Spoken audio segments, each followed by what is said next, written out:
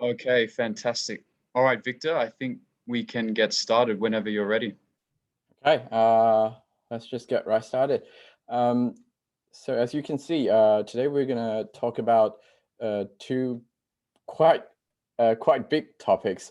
One is the graduate visa, which is subclass 485 visa, and the other is the state nominated migration. It's actually a sub branch under the skilled migration.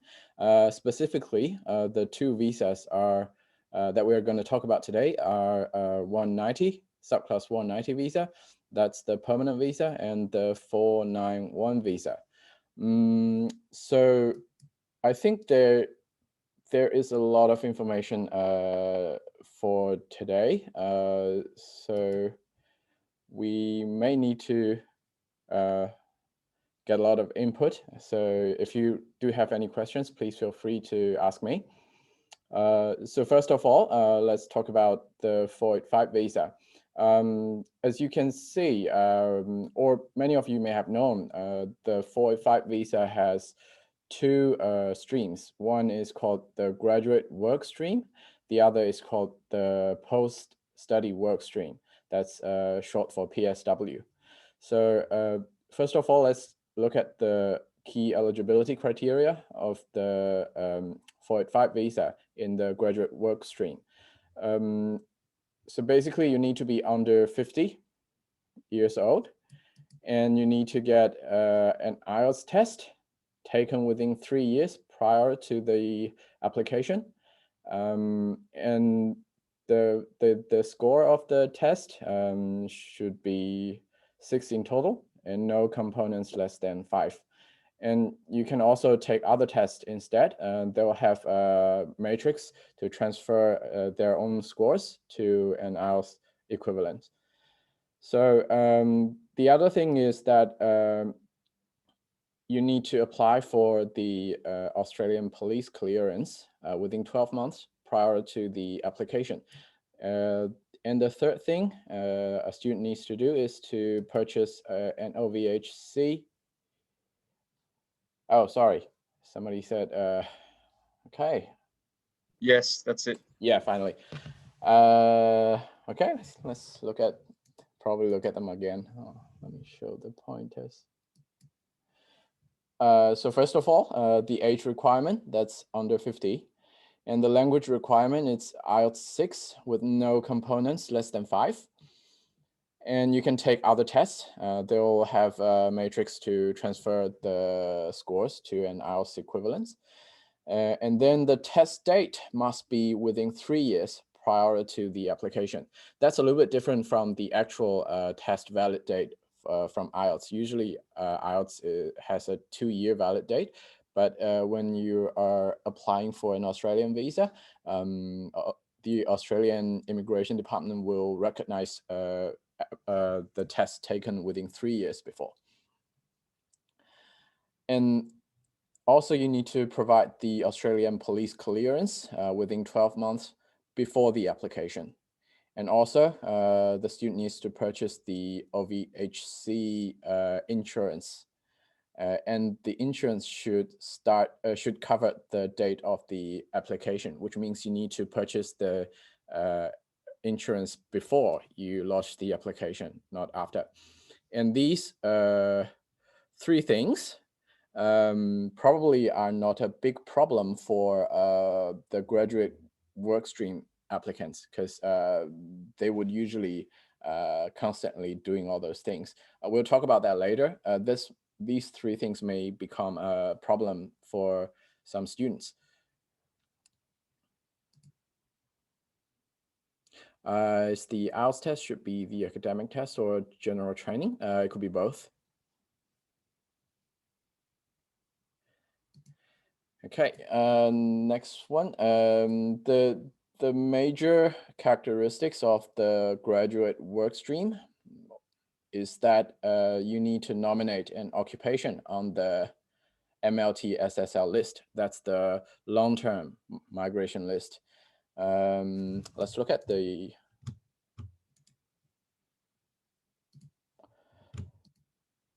list.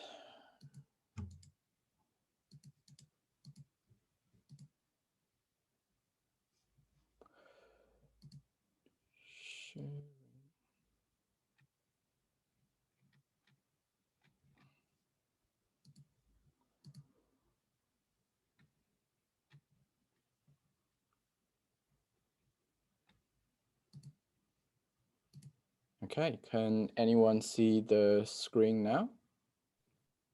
Yes, it's slowly loading. Yeah, well, as always,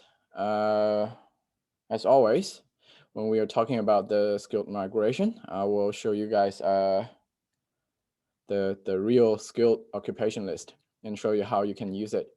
So generally, you will find occupations here, the title of the occupation, the code of the occupation, and the visa.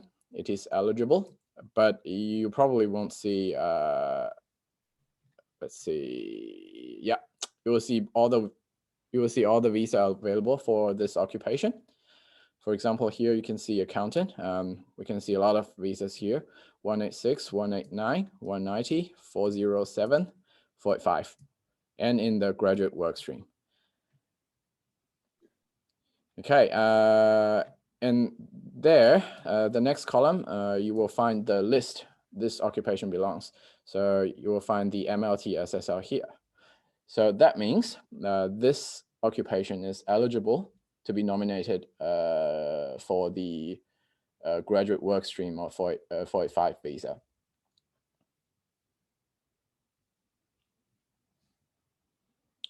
And then after the nomination, you need to acquire a positive migration skills assessment. It could be a full skills assessment. And sometimes people just can't get the full skill assessment because they don't have the work experience. Many of the assessing authorities will provide something called a provisional assessment, like the TRA. They will generally allows you to use that provisional migration skills assessment to apply for the 485 visa. And then you need to satisfy something called Australian study requirement, or something that we usually mention to as the 2-year study requirement. What it essentially means, I hope everybody, if you have listened to my previous presentations before, just remember two numbers: 92 weeks and 16 calendar months. So generally it means the course you use to satisfy, or the courses you use to satisfy the ASR requirement needs to be registered with Crackers, and the total number of weeks registered with Crackers should be at least 92 weeks. And also, oh, sorry, I think I forgot to switch the screen again. Okay, is the screen back? Yeah, there we go. Thank you. Yeah. 92 weeks and 16 calendar months. And then for the 16 calendar months, that means the actual study time. That means from the first day you commence your course in Australia to the date specified on your completion letter, saying that you completed the course on that date. That period of time needs to be over at least 16 calendar months. And also the courses you use to satisfy the ASR requirement for the graduate work stream, there are some requirements on the qualifications. It could be a degree or a diploma level. That includes the advanced diploma. And also trade qualifications. That means certificate 3 level and certificate 4 level courses, but specifically related to the trades occupations, like the electricians, automobile mechanics, and people like that. And then last requirement is that the Australian study requirement must be satisfied within 6 months prior to the application. That means the last qualification you have, or the most recent qualification you acquired that you used to satisfy the 2-year study requirement, it needs to be acquired within 6 months before you apply for the visa. And at last, the length of the visa, it's 1.5 years. And it's a little bit different from what is most commonly used a 2-year 485 visa. That's for the PSW stream. And what is this graduate work stream for? This stream is usually for now it's usually for the trades qualifications. People studying to be electricians, mechanics, or chefs. For these people, they can't really satisfy the requirements of a PSW visa because their level of qualification is not enough. Usually it's not a degree level course. So what they can do is that they finish their study, satisfy the 2-year requirement, and go for the graduate work stream visa. And here we have a question. Can someone graduate from Australia, but not in Australia now, age 40, still has the opportunity to apply for a PR? Well, that's a very big question. It really depends on the situation of that candidate. If he satisfies certain criteria from the states or the federal government, then he probably be able to apply for a PR. About work experience, usually it does not. What you need to do is to get a provisional skills assessment, and sometimes some trades qualifications, some trades occupations, they will ask you to do the work placement before you get the provisional skills assessment, but not all of them requires that. Usually, if you just complete your course and finish all the work placement in the course, then it should be fine.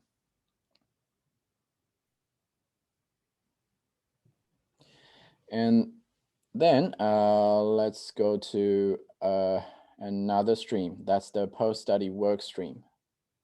So here you can see what I've put here is the first 485 visa. It's something new recently. There is a new policy that allows students to get a second 485 visa in the PSW stream. And here we have the age requirement under 50 still, and the language is the same. And still, Australian police clearance applied within 12 months prior to the application, and no VHC insurance, still the same. And now let's talk about these three things. It can be some problem to applicants for the post-study workstream applicants. And if you do have those students, please do be careful with that. Because many students, if they come to Australia to study a degree level course, I think at least not few of them will never take the IELTS test before they apply for the university. Sometimes they take the foundation program, or sometimes they waive the English language requirements before they apply for the university, because they have probably lived or studied in an English-speaking country. In that case, that students may never taken an English test before he or she applied for a 485 visa in the PSW stream. That's something you need to really be careful. Once the students come to you saying that he needs a 485 visa, you need to mention to them that you need an IELTS test. And then it's the Australian police clearance and the insurance. All these things are similar. If the student have never been in a work environment like the people who are doing vocational education qualifications, they may never notice that they need to do a police clearance before the application, or purchase the insurance before the application. And these three things will always need to be checked. And then the next requirement is that the student's first student visa was applied for after 5th of November 2011. And then it's the Australian study requirement. Still two things, 92 weeks and 16 calendar months. But the difference to the graduate work stream is that the eligible qualification is very limited. It's only limited to degree level qualification. That's the bachelor, master by coursework, master by research, and PhD. And some of you may ask about the graduate certificate or graduate diploma. We'll talk about that later. And for the length of the visa, for the length of the first visa, that really depends on what kind of course you use to satisfy the Australian study requirement. If you use coursework study or like coursework master or just a bachelor, you get 2 years. And if you have studied master by research and use that to satisfy the 2-year Australian study requirement, then you get 3-year 485 visa. And for the PhD degree, you get 4 years.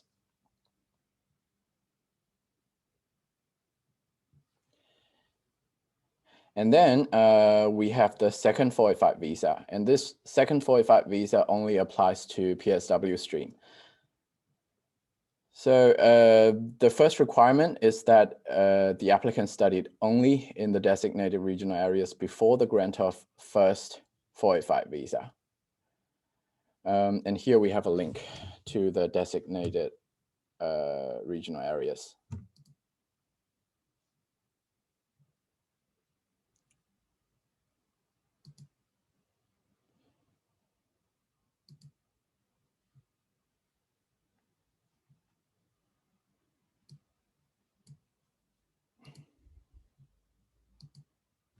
Okay, has the screen loaded?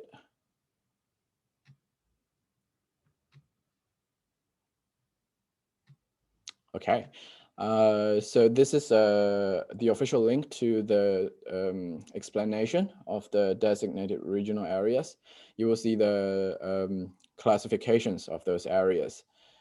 So generally there are two categories, category 2 and category 3. Category 2 are like the bigger cities in the regional area, and category 3 are the other regional areas with lower population. And there's a big big table here with different columns. And at the last column, you will see the postcodes. So when you check whether the student satisfied the study requirement or the designated regional areas, you check these postcodes, whether they lived in these postcodes or if they studied in these postcodes.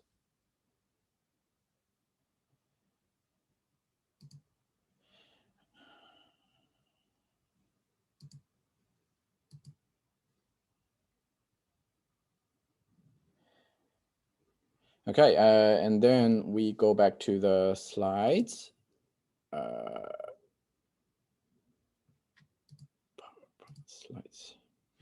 Okay, the second requirement is that they lived only in the designated regional areas for at least 2 years before second 485 visa application. And then also they need to work or study in the designated regional areas for at least 2 years before the second 485 visa applications. And also for the second 485 visa, once they get the visa, there will be a condition called condition 8610. Essentially, if a student get a 1-year second visa, he will only be able to live in the category 2 or category 3 areas. He can't go to big cities. And for those who have get the 2-year visa, 2-year second visa, they can only live in the category 3 areas. That means the low population part, like the regional areas in the regional areas. And here I have put a form of matrix here for your reference. When you advise where the students should study, you can look at this matrix and see whether they are eligible to get a second visa and how long their second visa will be. So there are something very interesting here. Say if a student, let me pull out the pen. Say if a student here, they lived in a category 3 area on their first 45 visa, but they studied in major cities, Sydney, Brisbane, Melbourne. They're not eligible for a second visa. That means if you need to get a second 45 visa, you can't really study in the big cities from the start. You need to start from a category 2 area or category 3 area in order to get a second visa.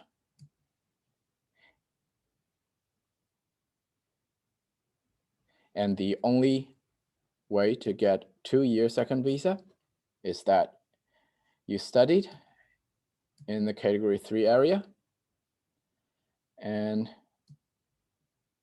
also lived in the category 3 area on your first 45 visa.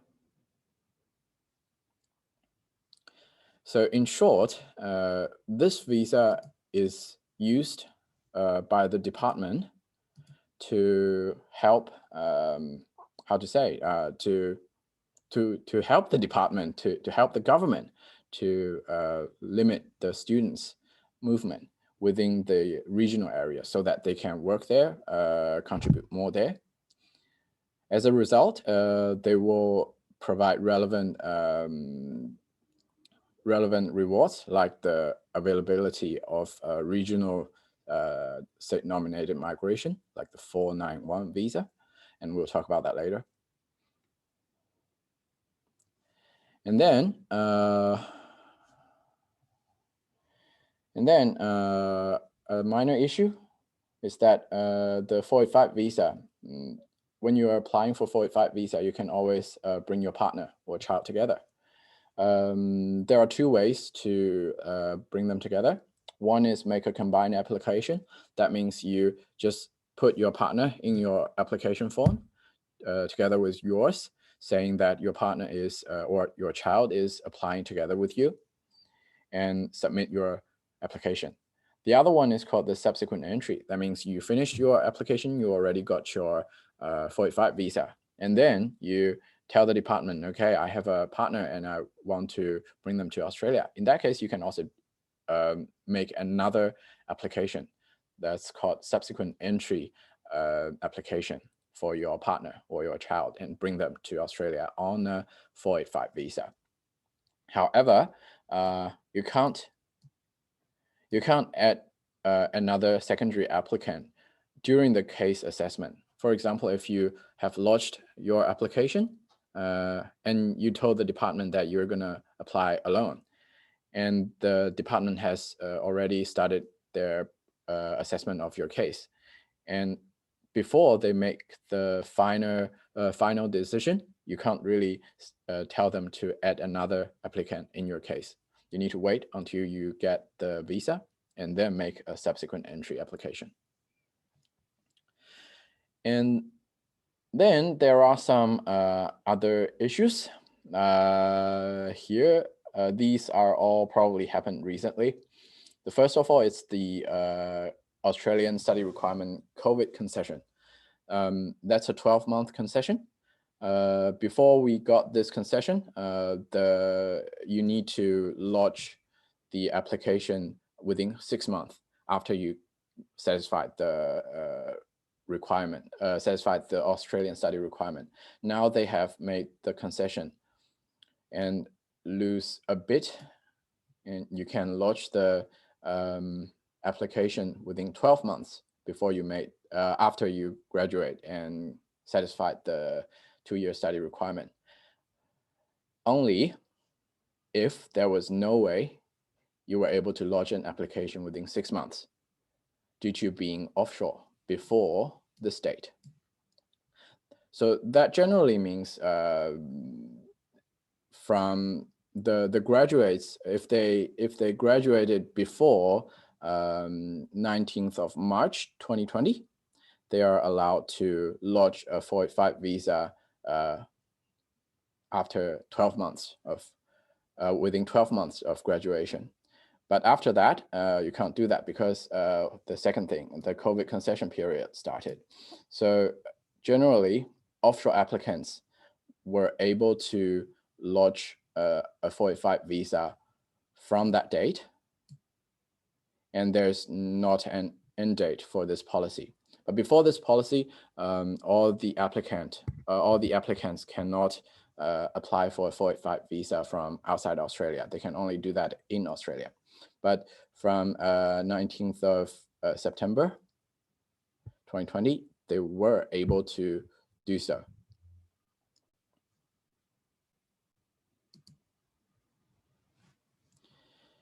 Okay,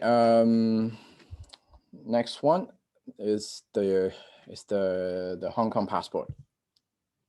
So as a policy, all the Hong Kong passport applicants will get a 5-year visa. However, you need to be careful with that. It's not an independent Hong Kong stream of visa. It's just a policy on how long a visa should be granted. There's not a visa stream called Hong Kong stream. What does that mean? That means it's this 5-year visa, 5-year 485 visa. It's under the discretionary power of the minister, and it's not written into the law, unlike the employer-sponsored visa. And then,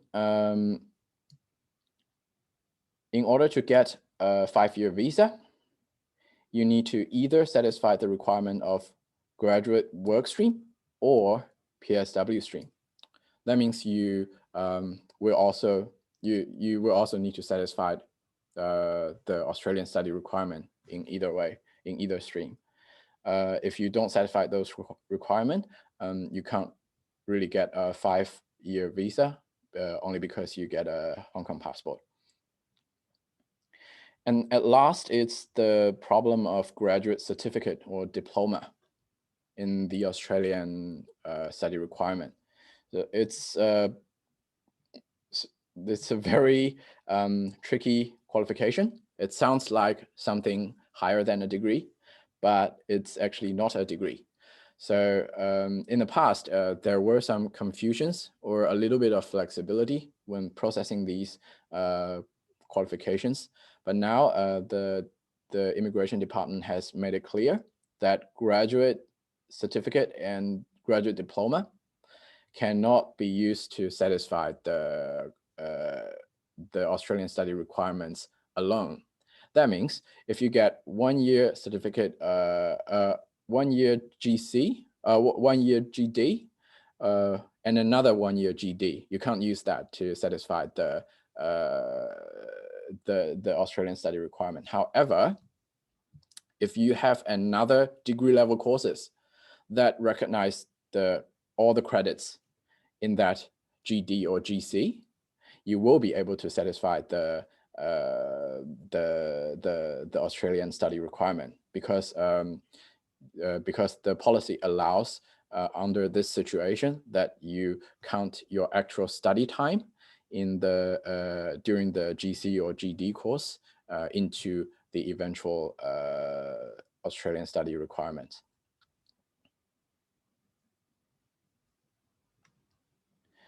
So that's probably the end of the 485 visa. And now we comes to the state nominated visas. So in summary, there are 2 visas. One is the subclass 190 visa. Subclass 190 visa is a permanent visa, and there is there's no real legal obligation for you to live and work in the sponsor state, but it's a moral obligation. You need to live in the state for 2 years after the grant, and you also need to sign some kind of declaration that you will do so. And compared to subclass 190 visa, there is 491 visa. That's a temporary visa. It's a 5-year temporary visa. There is a pathway for the visa holder to get a permanent visa. It's permanent subclass 191 visa. The requirements are taxable income of 53,900 for 3 financial years. And then there is legal obligation to live and work in the designated regional areas for the duration of the visa. And usually it is only available to residents in the designated regional areas.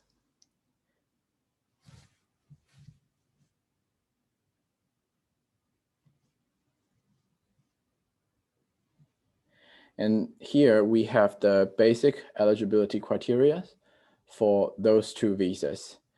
First of all, the applicant needs to be under 45. And then at least competent English. That means 4 6s in the IELTS test. And then score 65 points in the federal point table. And I have put the point table link here for your reference.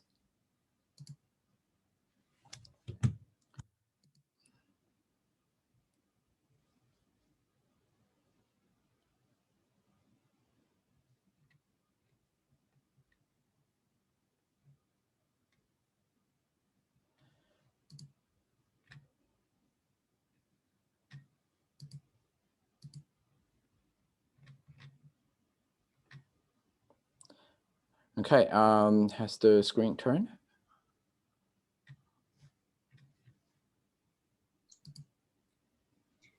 Yes, Victor. Okay, so this is the points table for the subclass 190. And generally, it's very similar to what's on the subclass 491 table and the subclass 189 table. You will see the age requirements and age points here, like the 25 points for the people less than 25 years, and 30 for over 25 years, but below 33 years, and so on. And for the English language skills, you get no points by achieving the minimum requirements. That's competent English. If you want to get 10 points, you need 4 7s in your IELTS test and 4 8s for 20 points. And then you get the skilled employment experience. You have overseas skilled employment and Australian skilled employment. In general, Australian skilled employment gives you more points for less time you were employed. For example, if you have 1 year skilled employment, you will already get 5 points, but you need 3 years overseas experience to get the same 5 points. And for the skilled employment experience, you need to be aware of something called a skilled employment. What that means is that the employment needs to be under or closely related to the nominated occupation. For example, if you are nominating an accountant for the visa, what you can count into your skilled employment is the part of your accountant work experience. You can't count other jobs into the skilled employment experience. And then we got the education qualifications. Generally, for the master's degree and the bachelor degrees, they all get 15 points. And for the diploma and trade qualifications, they get 10 points. And for a PhD, they get 20 points. Additional to these general educational qualifications points, there are additional awards to specialist education qualification. So if you do a degree, master's degree by research, or a PhD degree for at least 2 years in these areas, generally they are STEM areas, you will get additional 10 points for your qualification. And then it's the Australian study requirement. We have talked about it, 92 weeks, 16 calendar months, you get 5 points. And then you get professional year. These points are for accounting, IT, and engineering graduates. They can enroll in a specific course called a professional year course. After finishing that course, they can get 5 points. And then it's the credential community language points. That's the translation skills. If you pass that test, that translation test, you get 5 points. And then the regional Australia study points. That means if you satisfied Australian study requirements in a regional Australian area, that's an area within those postcodes where I've just shown you, you will get another 5 points.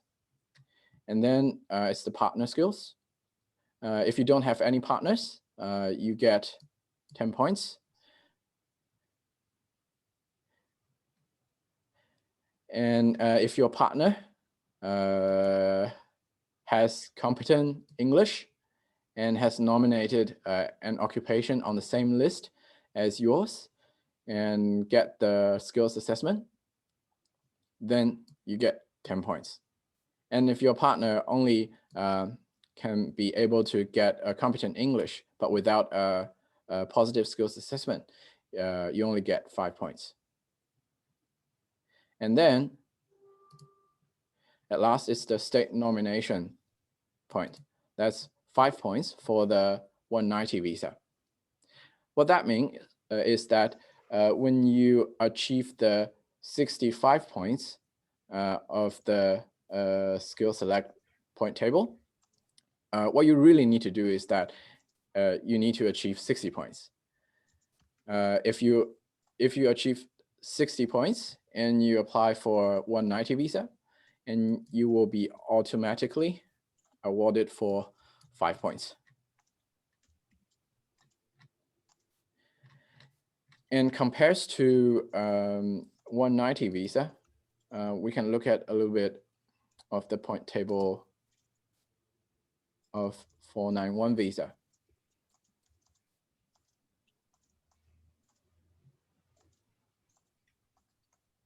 It's generally the same.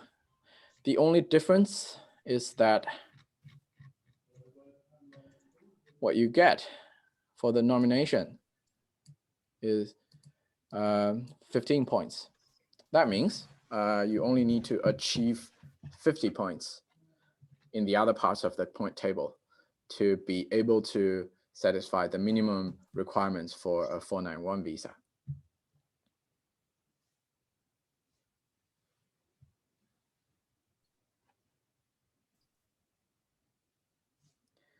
And then for these two visas, after getting the points,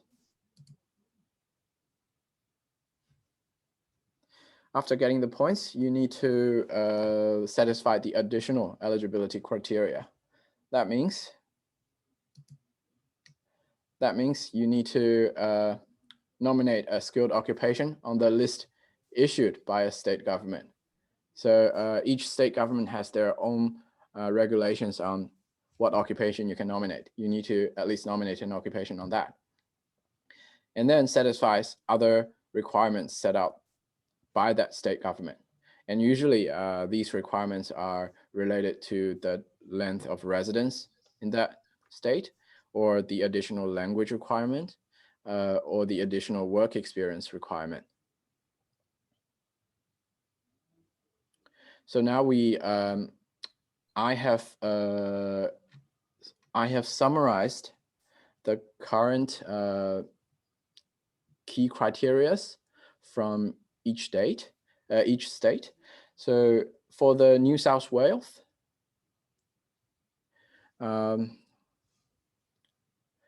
you can see for the 190 visa, you need to nominate an occupation on the New South Wales list.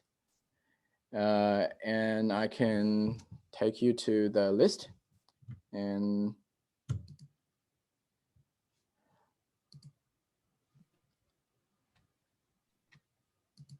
let you guys have a look at it. So it looks like this. There are two parts of the list. One is for the 190 visa. You can see there are managers, professionals, and technicians, and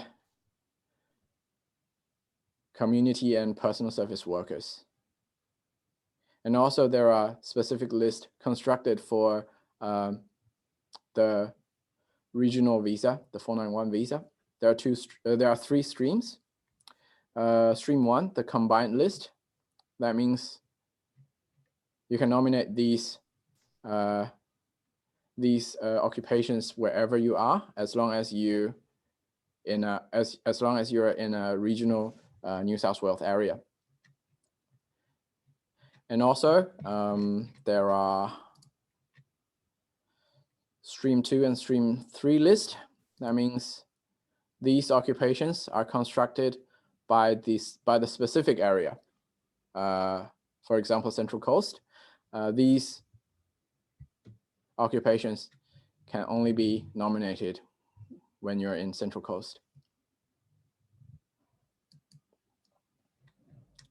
And also, if you look at the stream 1, not stream 1, the 190 list, you will see that what the New South Wales government provide is only a 4-digit code. And whereas when we will look at the federal government's code, the coding for the occupation, it's 6-digit. So that's the thing you need to check.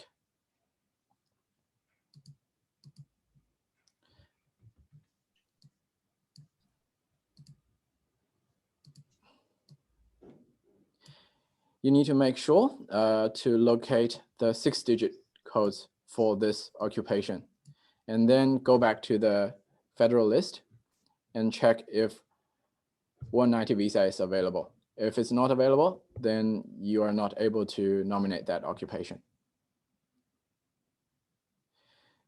So after you nominate an occupation, you get different streams for different visas. For 190 visas, there's only one stream. Currently residing in New South Wales, you need to have 12 months skilled employment in New South Wales, or just 3 months residence in New South Wales. And this requirement is added recently, in the recent years. In the past, there is no residence requirement from the state government. And for the 491 visa, there is stream 1, stream 2, and stream 3. For stream 1, the occupation needs to be on stream 1 list, and they need 12-month closely related work experience in regional New South Wales.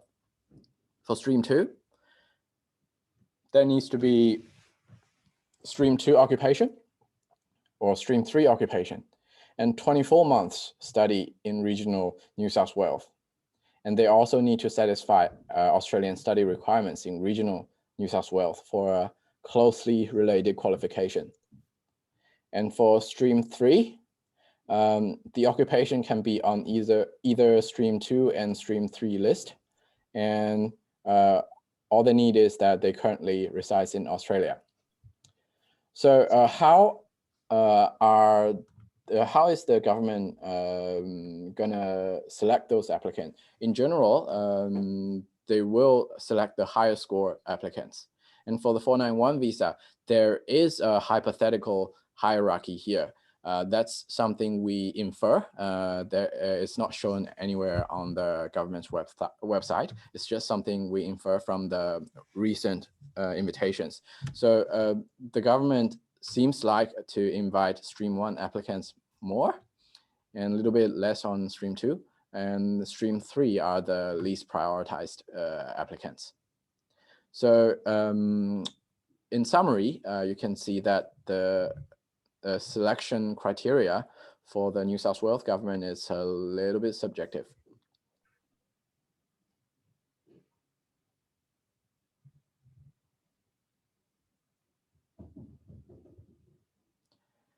Okay, and then we look at Victoria. So first of all, Victoria has something very similar to an EOI system. It's called ROI. That means before you apply for a nomination, you need to first submit a registration of interest, telling them that you are interested in applying for the nomination in that state. For the nominated occupation, it's quite simple. Just the MLT-SSL or STSOL for the 190 visa. And you get in additional occupations from ROL, that's regional occupation list, for 491 visa. However, there are limitations on those occupations. It's very tricky and very subjective.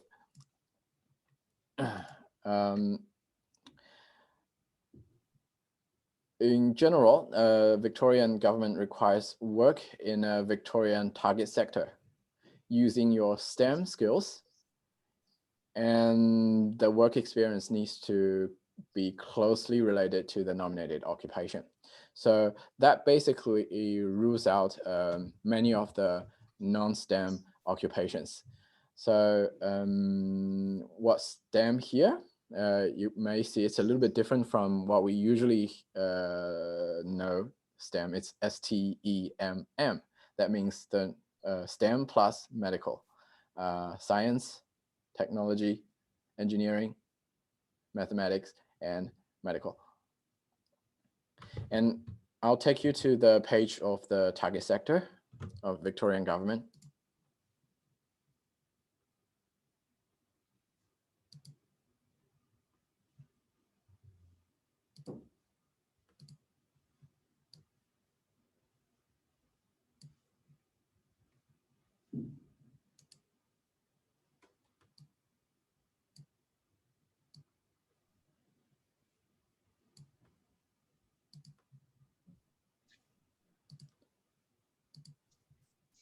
Okay, you will see the target sectors here.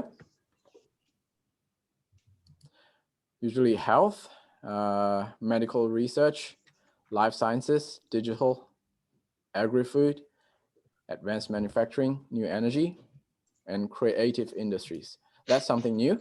That's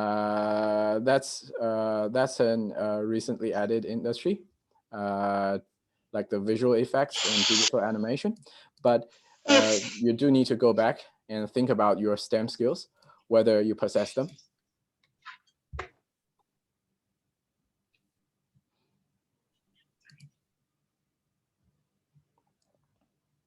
And let's go back to the Victorian page. Bless you. Okay. For the 491 visa, there's an additional requirements. Requires that you live and work in regional Victoria. For all these visas, if you want to look at like regional places, just go back to the postcodes link that I've provided. And then for Victorian government, there is a a little bit clearer selection criteria. So first of all, they'll invite those people who demonstrates exceptional talent. And then they will look at the scores for the rest of the applicants. So there is a possibility that people have lower scores got invited before the people who have higher scores, as long as he's considered as having exceptional talent. And then we have the Queensland government. So there used to be a Queensland occupation list, but for this financial year, since they didn't do so, you can choose the occupation from MLTSSL or STSOL for the 190 visa, or the additional RLL for 491 visa. And for the 190 visa, there are two streams. The first one is the Queensland skilled worker stream. You need to achieve 80 points in the federal point table and get the proficient English, that's out 7 in all components, and then 6-month full-time, that's 35 hours per week, post-qualification employment in the nominated occupation. That means it's different from closely related. It has to be the same nominated occupation as you have declared. And then the one interesting part for Queensland's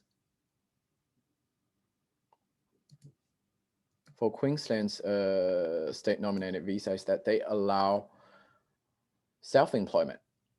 So that means you do it is possible for you to like run a small business in Queensland and then apply for 190 visa through skilled worker stream or 491 visa through skilled worker stream. And for the Queensland state nominated visas, they provide better statistics. You can see the quotas for each occupation.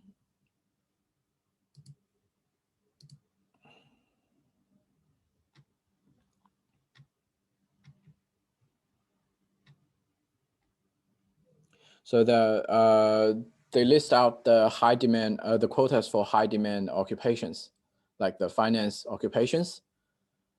We get 3 detailed occupations here. They'll have 150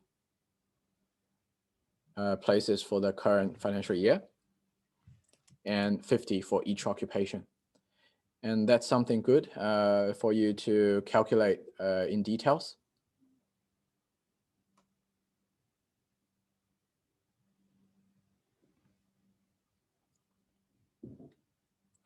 And also for some occupations, there are caveats. That means additional requirements upon the additional state requirements. So for example, accountants and auditors, cooks and chefs. So they have additional requirements on these occupations on your work. For the accountants, you need to have a CPA or study towards to become a CPA. And there will be preference given to applicants employed in an accounting firm. And for the external auditor, it's specified that you have to be an auditor, not an accountant.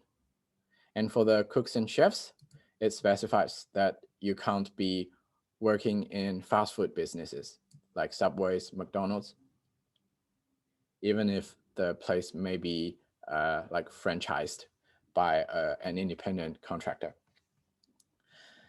So go back to the PowerPoint slides.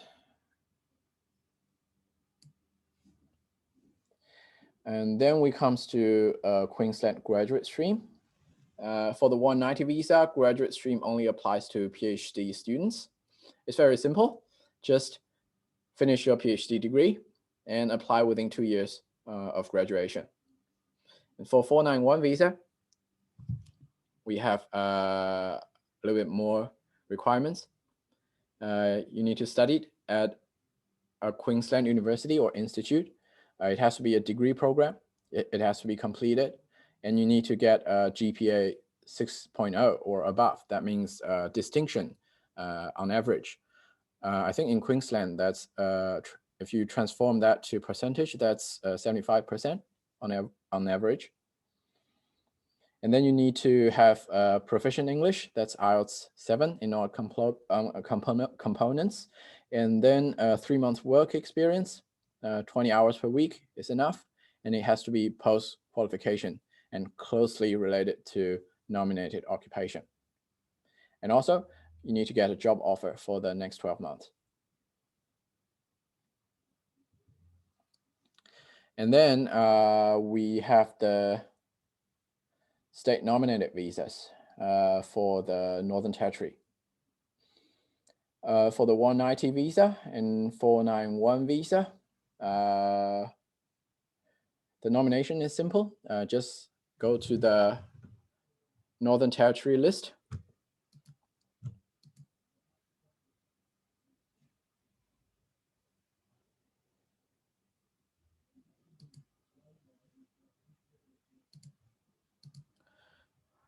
Northern Territory list looks like this. It arranges the occupations through the capital letter. So we click here and find the occupation. You will find the eligible occupation, and you will find some occupations like the airplane pilot are only available to 491 visas. And some occupations attracts additional requirements on employment or language.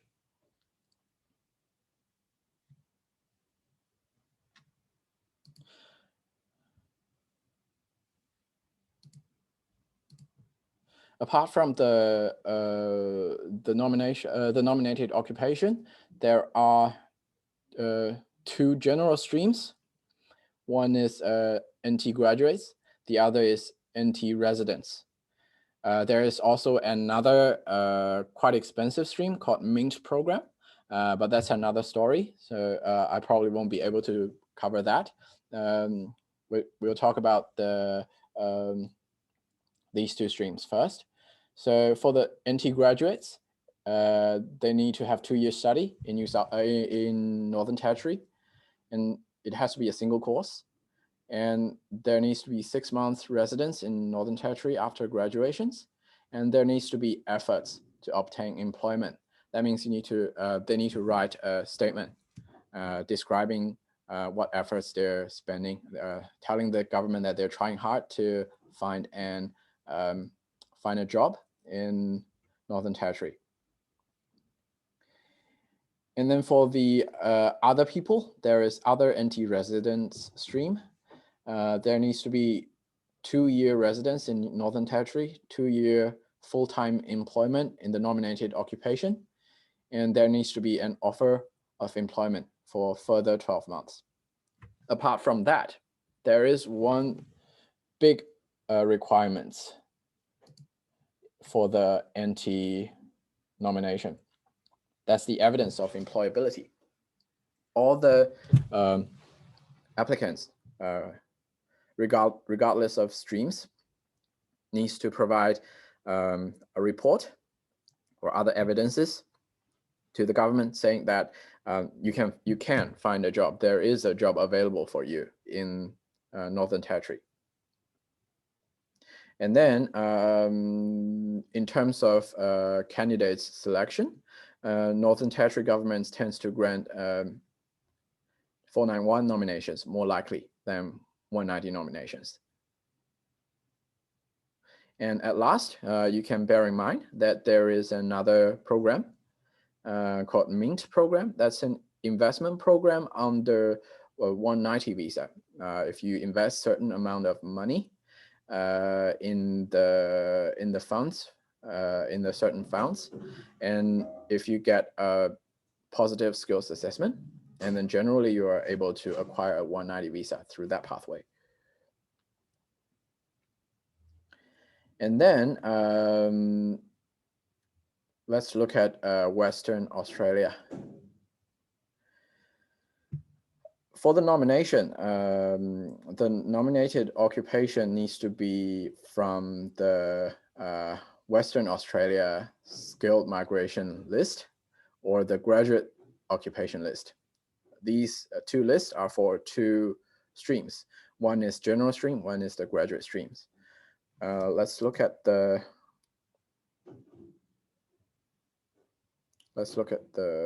list.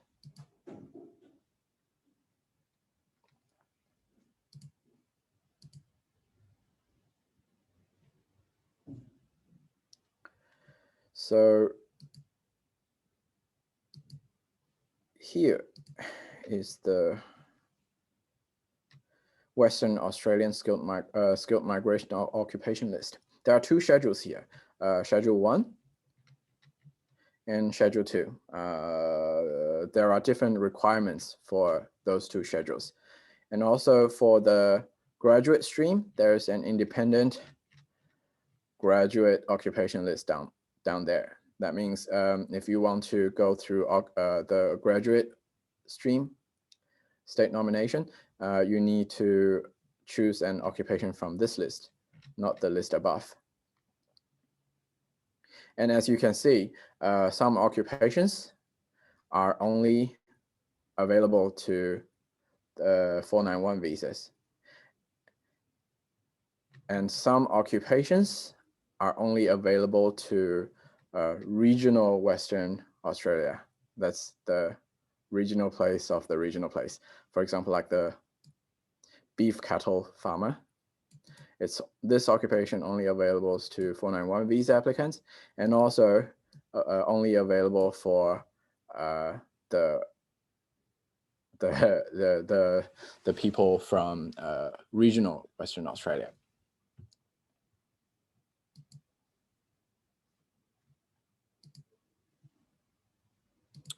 And then let's go back to the other requirements. For the Schedule 1 general stream, applicants needs to currently live in Australia, needs to have proficient English for the manager occupations or the professional occupations, and competent English for other occupations. And specifically for Schedule 1 general stream, they must claim 5 points in the skill select, that's federal point table for the skilled employment. That's 1 year onshore or 3 years offshore. And they also need to have a Western Australia employment contract in the nominated occupation. Similarly, with Schedule 2 general stream, the only difference is that there is no requirements on that 5 points skilled employment. And for the Western Australia graduate stream, still live in Australia, proficient English, and also Western Australia qualifications, and 2-year study in Western Australia.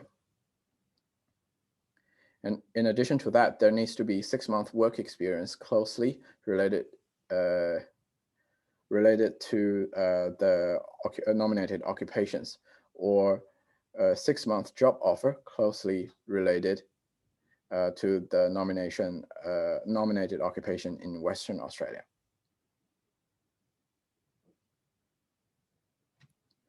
And then we have the Tasmanian. For the Tasmanian state nomination, there are 2 streams in general, graduate stream and the working Tasmanian stream. We can see the nomination list here. That's the that's the federal list.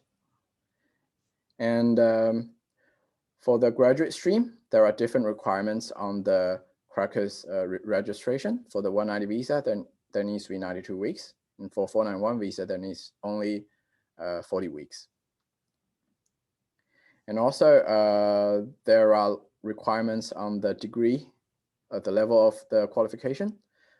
For this one is the degree level, or a qualification related to an area specified. And that specification is the target sector of Tasmania.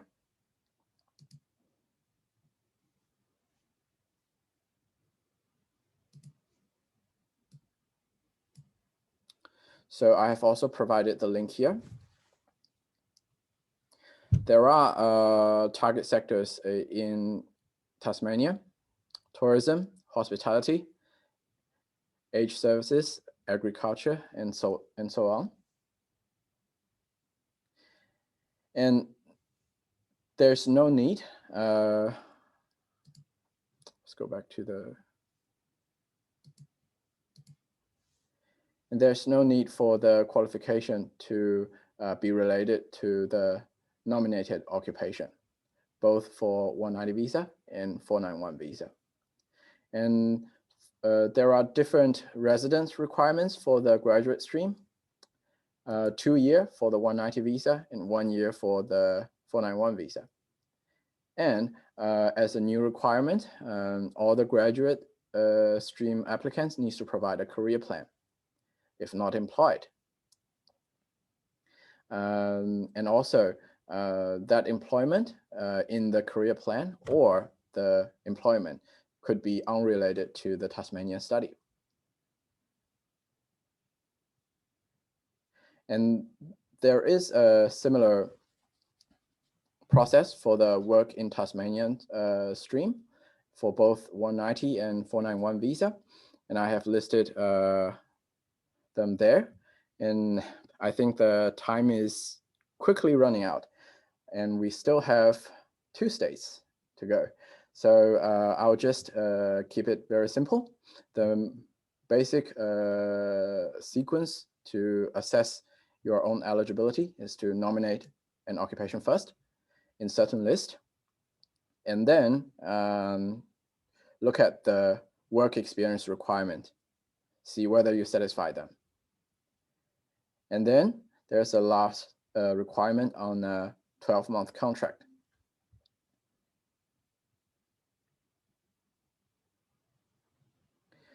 And then we come to South Australia. This state has a very complicated nomination system. In general, there is a big list here. South Australia list.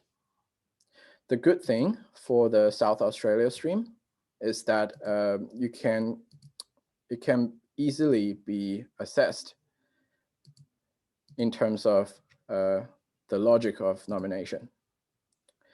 When you look at the occupation, it will show you the streams available, and you directly goes to that stream and look at the requirements of that stream. And it also tells you the kinds of exemptions available for this for this occupation, and then you directly goes to that exemption and see the details of that exemption. So it all starts from that list.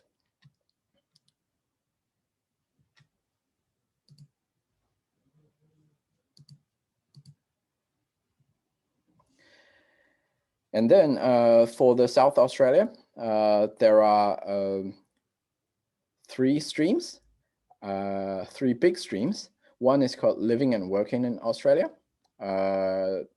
Different requirements applies to 190 visa and 491 visa. That's generally the difference in length of employment and length of residence. And then there's South Australia graduate stream. It applies to both visa, and there are some specific requirements here. You need to have 50% of qualifications completed in South Australia. That means if you have too many degrees from outside South Australia and you just go to South Australia and do 1 degree, that's not enough. And then there's one big program called Talent and Innovation Program, we could probably use an hour on that program because it's very complicated. But in summary, it gives like a kind of faster invitation to high talented people, like the high caliber employees, those people with high skills and earning high salary in South Australia, and those people who works in the outer regional South Australia, and those people who do a startup and small business in South Australia. And also for the high performing graduates, those people who get like all HD or all distinction, they will get some sort of concessions. And then there will be independent talent stream, and that's very subjective in terms of selection. You just show the government that you have the independent talent. You have what kind of talent and why it fits to the South Australian economy. It's why it is better for the economic development. They will probably grant invitation for a nomination. And then that's at last is the capital city, Canberra. Canberra has formed its own nomination system, quite similar to a federal one. What you need to do is just to satisfy the minimum requirement of the federal requirements, and then look at the Canberra occupation list.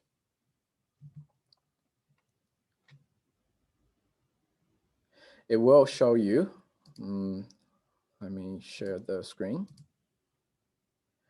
It will show you the title of the occupation, the codes, and the quota. And if you don't nominate an occupation on the list, you can also apply for 190 visa or 491 visa. If you hold 457 visa or 482 visa, that's employer-sponsored visa, or own an eligible business and claiming small business owner points in the Canberra matrix points. So it's very interesting that many of the states like Queensland and South Australia and Canberra are all encouraging people to do small business. And then for the other requirements, there needs to be 6 months residence in Canberra for the 190 visa, 3 month residence in Canberra for 491 visa, and 6 month employment. That includes being an employee, self-employment, or being an eligible business owner for the 190 visa, and the length of time reduced to 3 months if you are applying for 491 visa. And then you need proficient English for skill level 1 and 2 Excuse occupations. me, Victor. Yep. Can you go back to the PPT? Oh, sure. Yeah. Sorry about that. No problem. Okay, so generally residence requirements, 6 months, 190, 3 months, 491.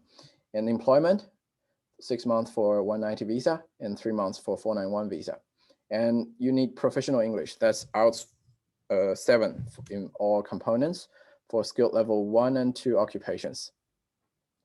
So generally the common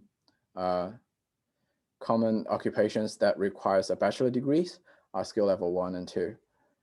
And at last, you need to do something, do a point test called Canberra matrix points. I will show you the page here.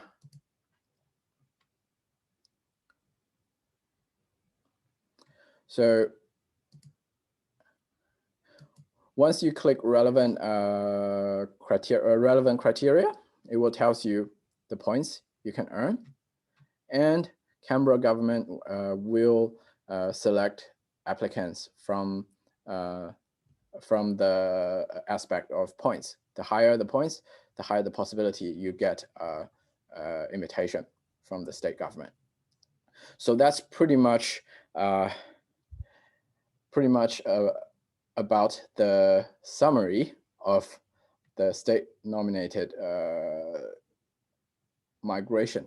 There are a lot of information and it's very concentrated. If we talk in details on this topic, there could be like seven different presentations on each state. And then what I want to show you is that by looking at the summary of these criteria, it all starts from a nominated occupation. Every state, there is no exception. It starts from a nominated occupation. So what it implies is that when you are planning, when you're planning for your clients where to study or what their next visas might be, always go for the list first. And you know where to find them. I have provided to you. And if you have any further questions, just feel free to ask me. And since we only have 5 minutes, I'll need to clear out some of the questions in the chat box. Oh, there are a lot of them. Okay.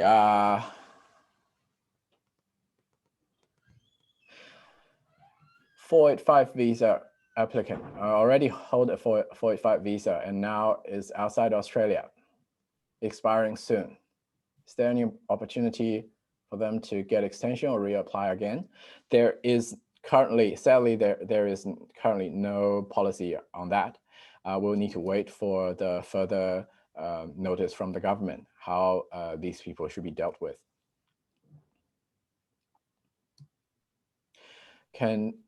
It can happen that a state have an occupation in their list, but they are not in the MLTSSL. Not really, but it could happen vice versa. The occupation is on the big list, on the federal list, but it's not on the state list. So you need to be careful about that.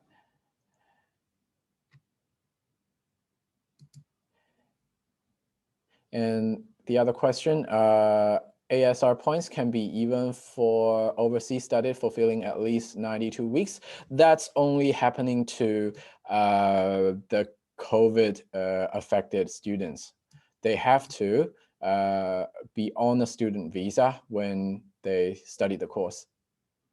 And then, is it available any concession? Is there any concession to present the English result after the application? I'm a graduate visa. There was, but now I think the policy has just ended. At the beginning of the COVID outbreak, there was a policy allowing students to only book the test before the application and submit the result after it. But now I think the policy has just ended. So always before the application.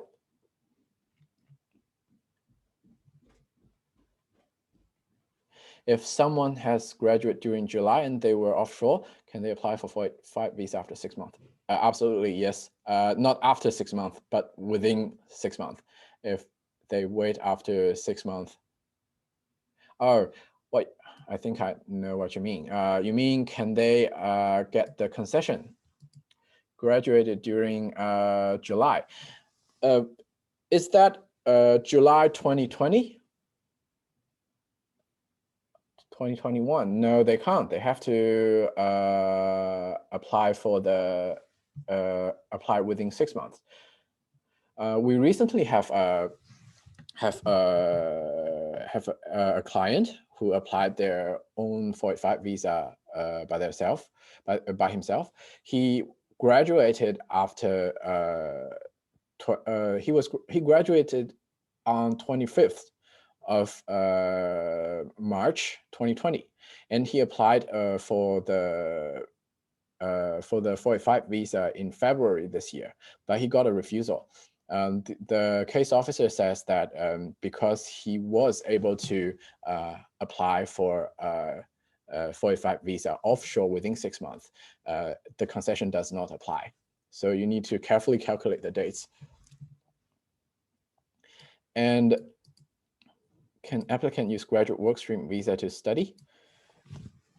Or must take a nominated job? Oh, there's no requirements or condition on the graduate work visa. You can just do whatever you want. It's just a 1.5-year work visa with no condition attached.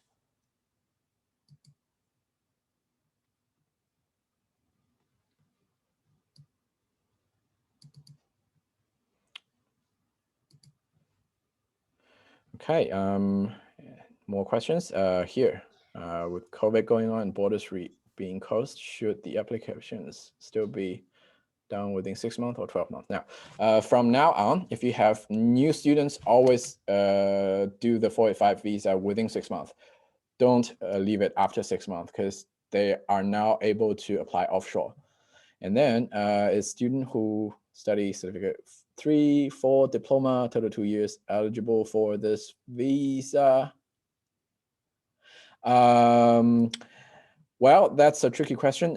It depends. There needs to be a nomination. Then apparently this person who does Cert 3, 4, and diploma can only go through the graduate work stream. That means he'll need to have one nominated occupation from the long-term list. If he can find an occupation and the course he has done was closely related to that occupation, and he gets a skills assessment, then he can absolutely apply for the graduate work stream. Otherwise, he won't be able to apply for the visa.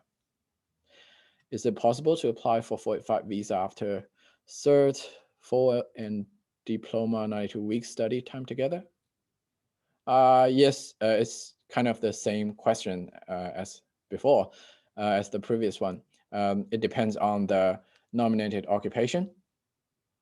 Given that the length of time is probably satisfied, the only thing that you need to check is the nominated occupation and whether the courses are closely related to the nominated occupation.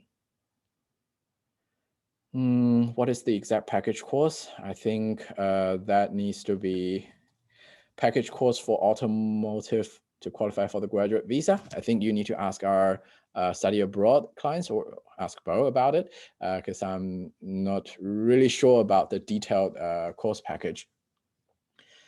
Can applicant use graduate work stream visa to study? Yes. Must to take a nominated job? No, they absolutely can study. There's no conditions attached to that visa. And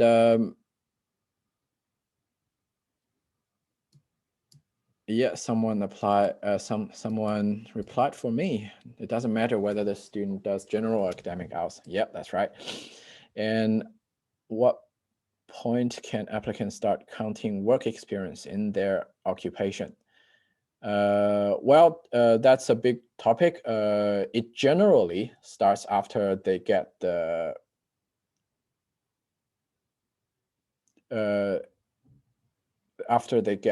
relevant qualification, but it really depends on how the skills assessment authority sees that. And is it possible to apply for a graduate visa post-study stream with graduate diploma or graduate certificate? No, you can't do that alone. You need to have that GC or GD credit fully recognized by a degree. And will we be provided with slides? Yes, that's why I put all the links there. And if the student came back Vietnam in August, continued his studies via online learning, he can get the police check in Vietnam for the last 12 months. Can't he? Yeah, he can do that. And then if someone has graduated during July and they were offshore, they cannot apply for, I think I have answered that question. If the student studies for PhD in Adelaide, will the student get 4 years first 485 visa? Yes. And will the student be eligible to get extra 2 years? Yes. So in all, he'll get 6 years. If student finished the course in 2020 in Hong Kong, never come to Australia again, the student need to apply the 485 visa within 6 months. For this question, you need to really calculate the dates carefully. If he could not, if there is no way he could lodge an offshore application within the 6 months, he'll get the concession. If not, then he'll still needs to apply within 6 months. If student has a master degree for 1.5 years in 2014 and the student go for a GD for 1 year this year, that's eligible for 485 visa? I don't think so. The GD alone cannot be used as eligible qualification. It needs to be recognized by another degree.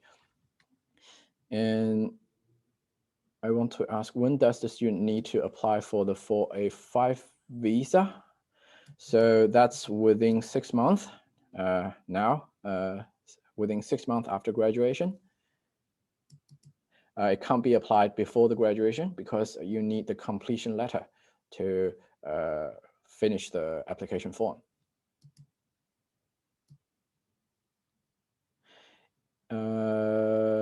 If after graduation, yes, it can be a little bit later before the student visa expires, as long as it's within 6 months.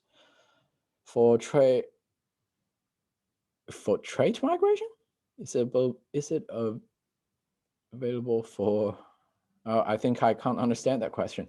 For IT hardware. No.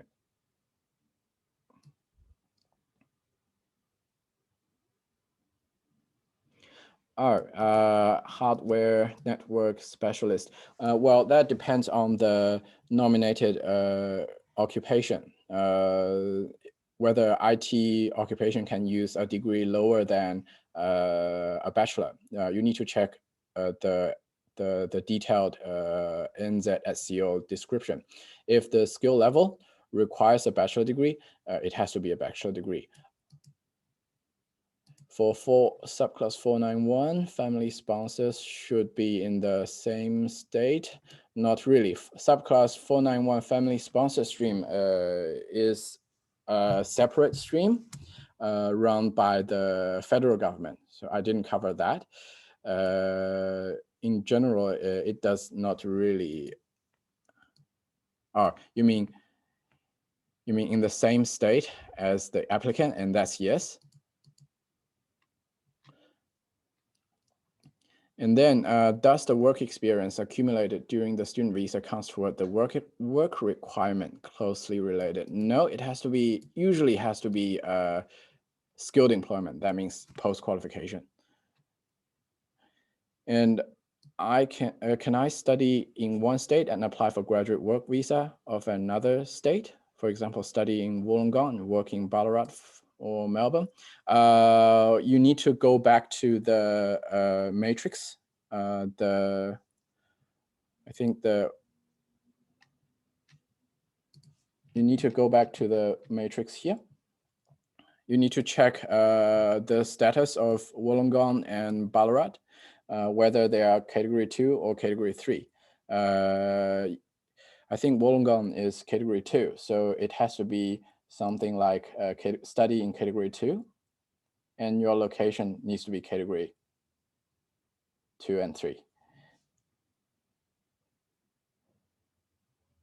And then could a 485 visa main holder change to 485 visa dependent now? Yes. If the dependent can apply for another 485 visa as a primary applicant, the current main applicant, the current main holder can attached to the new 45 visa as a secondary applicant. We have done that quite a lot. Does that mean if someone studies Cert 4 plus diploma in accounting, still has chance to apply for 45 visa? Absolutely, yes. But there is a problem here.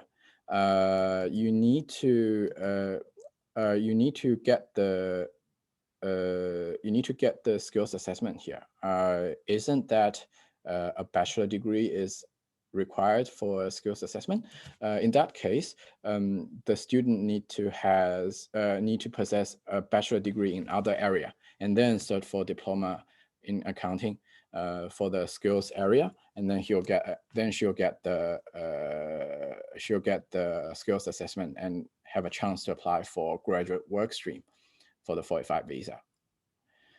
Can non-COE diploma be used for 491 application? No, it has to be COE diploma.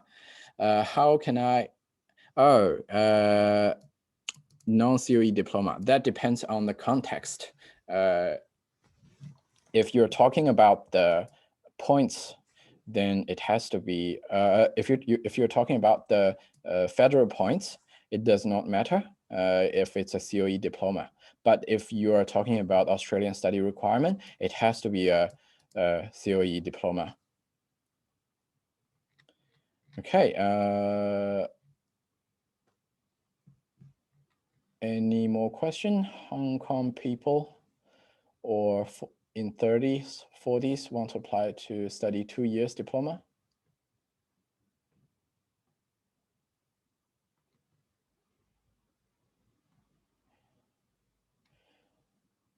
But bring along entire family, then apply for 485 and so on. Is there a high risk of getting the student visa rejected?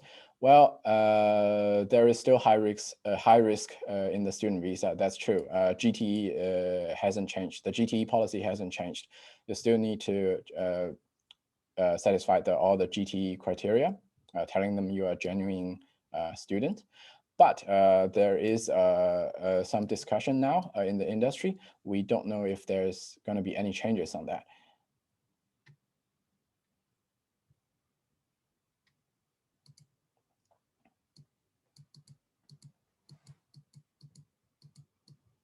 Last, counted on lodgement date or grant date? That's actually grant date.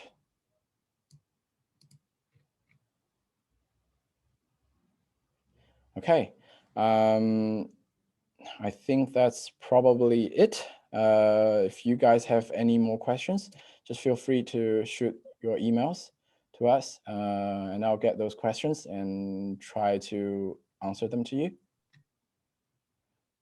Okay. Thank you so much, Victor. Katie. Yep, Katie, there's one question from Katie. Minimum, yeah, 50% of our qualification must have been completed in South Australia. If you're talking about the South Australian requirement I've just shown, and yes, that's shown on the website of the SA government. You need to make sure calculate carefully of your qualifications.